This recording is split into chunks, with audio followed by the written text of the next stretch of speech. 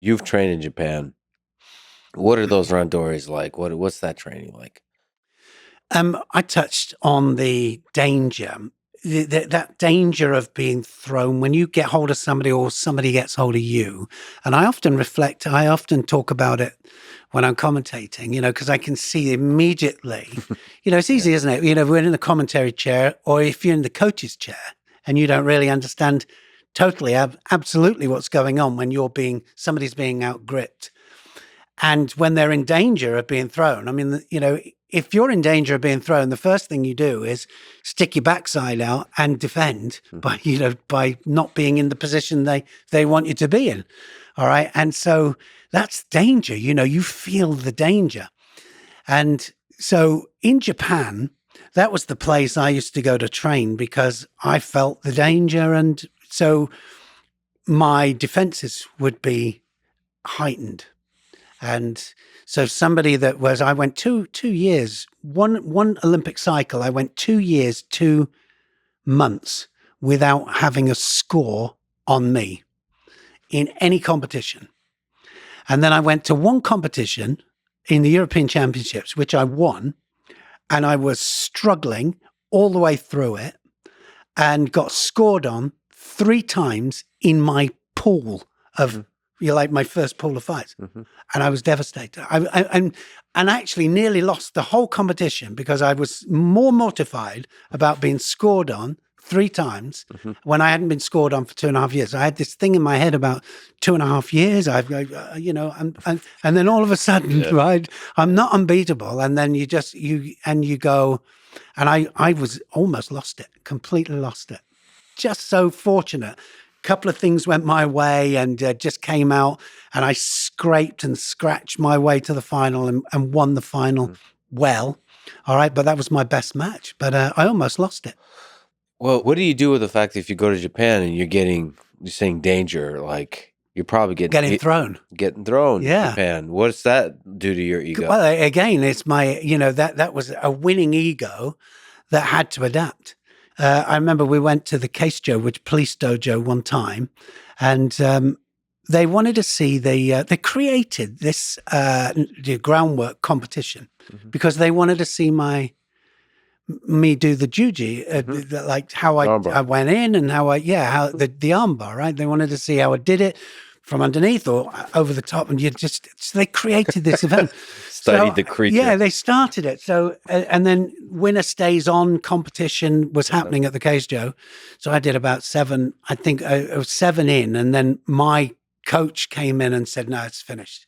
That's it now. It's finished." Suddenly we realized what was going on, and I was going, No, don't stop it like that, Yeah. And it was one of those moments where, the boot was on my foot, you could say, rather than the other side, the other way.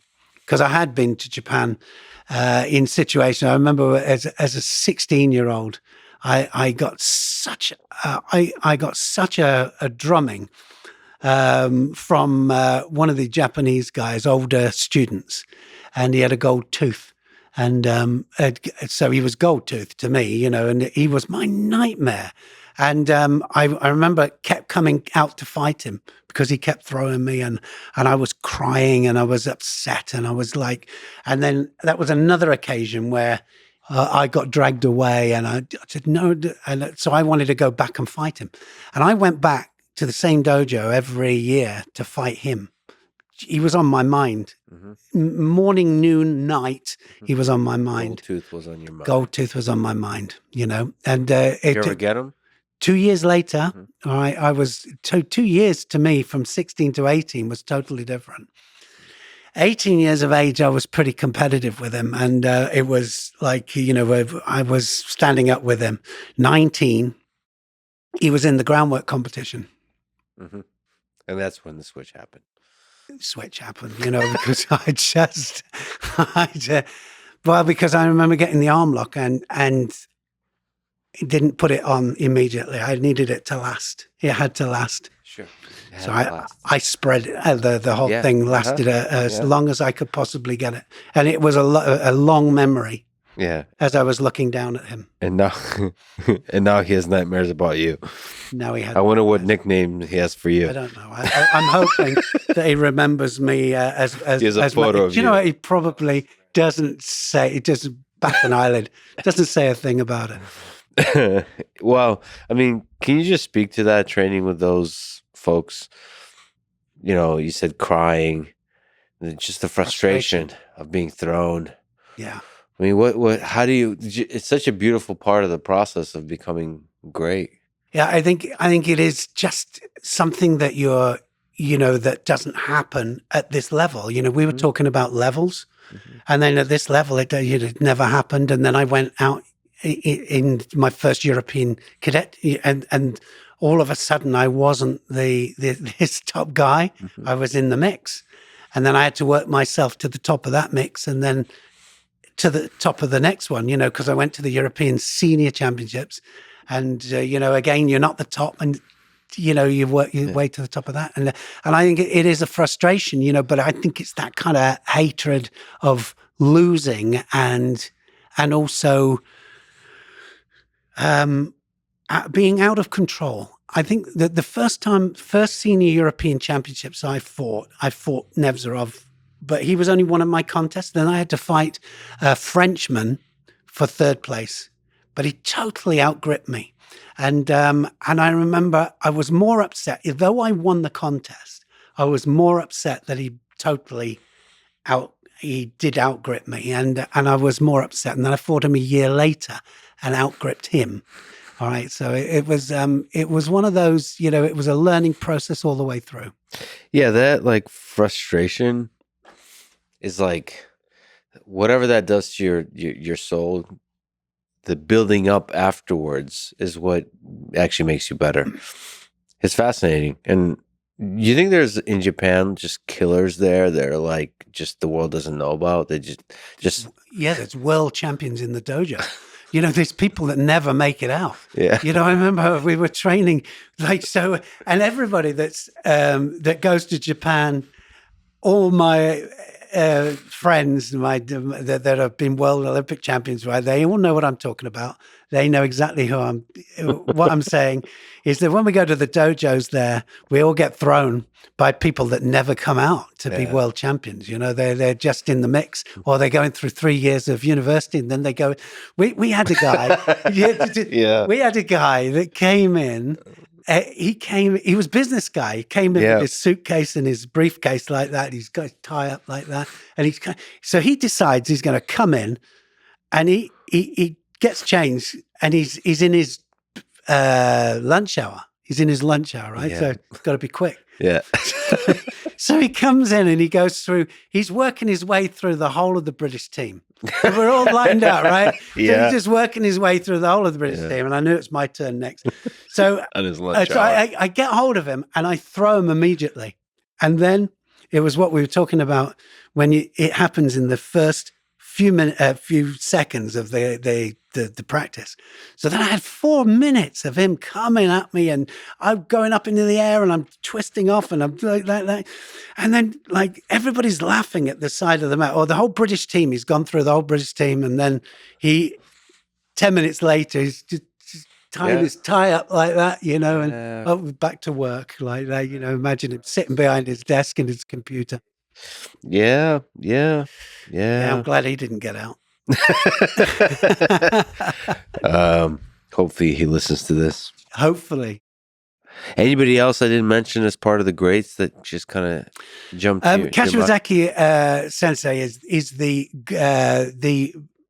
my favorite of all favorites. He is what I would call a judo genius. I don't know if you can get him up here. Can we get him up? Yeah.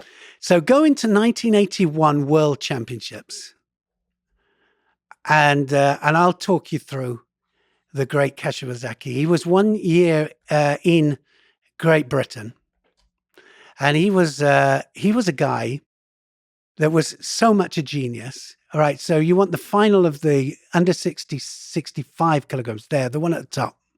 This is him. He is 2 weight categories below my weight category that I won the World Championships. Same year, I won it.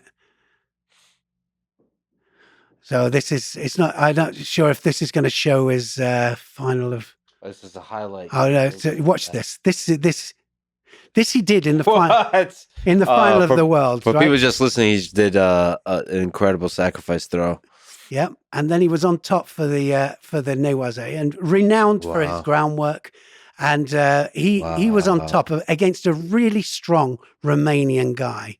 All right, so his transition was just phenomenal. Yeah, let me go back and look at that. What just happened? So he's just showing you. So he does this coachy thing just to create space, Wow. and it's his follow through into groundwork that is best of all. And then the Romanian really strong, like I say, he'd gone all the way through to the final of the World Championships, winning most by Ippon, I think, the Romanian. And he's defending really, really well here. And you can see that how persistent he knows exactly what he wants. He's just got to get his leg out. Now watch, he'll tie the arm up and then he'll pull the top leg towards him and then he'll push the bottom one off. Always working. With both feet. Always working. Readjust the balance. Still one leg trapped. Final of the World Championships. Good referee because he's refereeing something here that's happening, that's going to decide as to whether. So he doesn't call it to stand it up at all. Watch him pull the top one now and he'll push the bottom one. There's a calmness on his face, Calm. which is great to see. Calm. Pushes the bottom leg out. Job done. All finished. This is him again. Watch this. This is another technique that he does. Sacrifice. And then just, again, sacrifice directly into the Newaza. Transition is everything, isn't it? In judo. Yeah. It's... Well, in anything, really, but judo especially pays off. Yeah, I mean, because we haven't got that long. I mean, we had more time here. They've just brought more time back. So we've got more time to transition in and to get the situation that we want and to get the attacking situation that we want. Because, I remember I was teaching in America to some jiu-jitsu guys and they were saying, we'd never give you our back. And I said, with judo rules, certain situations, it happens that, when we try and do throws where we're facing away from our opponent, so like, for example, Seinagi's, if they fail, then the back is there, and that's how we get the back. And it's a different situation, than going on your back in the guard situation. Totally different. Well, there, Travis Stevens, I don't know how familiar with his judo, but he's a really interesting example because he competed at the highest level in jiu-jitsu as well. And his idea, he's a big Seanagi guy, and he basically threw all of that away. In the jiu-jitsu. Like, he took the sport from scratch for what it is. So he almost never did a standing Seanagis at all in jiu-jitsu. No, because he would leave his back all the time, if it failed. Yeah, you know what I mean? But he wouldn't have the same kind of grip on the judogi or the karate, the jiu-jitsu-gi. Yeah. A little bit different. And so you have to kind of consider the sport, the art of it, and also the competitors, the styles, and the culture of the sport if you want to win. If winning is the most important thing, then you're like, all right, well, let's... But you learn the game, don't you? And that's what he did. He learned the game, and I think that is credit to him, and that's why I was saying about wrestling. The wrestlers, I mean, good to learn the judo and for what it is and the mechanics and how it works, and then learn the wrestling. I mean, I do the commentary as well for the freestyle, and I will be at the Olympics for the freestyle and the Greco-Roman. So, and I love the freestyle, absolutely love it. But freestyle is freestyle, judo is judo. I like to see people doing judo. Yeah, but there's a rhyme to the whole combat thing. They're all, I mean, the body mechanics, it's all like fascinating echoes of each other in interesting ways. There's the details are different, but there's still two humans clashing. Yeah, we've got some amazing crossovers with people like the Mongolians have come in, the Georgians. I mean, the Georgians do massive pickups and different techniques. And if you ask the fighters whether, grabbing the legs, a lot of them would say some of the wrestling styles, the Georgians and the Mongolians might say, yeah, I'd like to be able to take the legs. But, a lot of them just adapted. You get Iliadis, for example. He just adapted. Yeah. So he thought, well, I'll take my arm over the top and I'll just rip him out the floor that way. Yeah. You know what I mean? They're still doing the big lifts. They're still doing the big ripping, but they just don't grab below the legs. Yeah. It's weird. Yeah. They figured it out.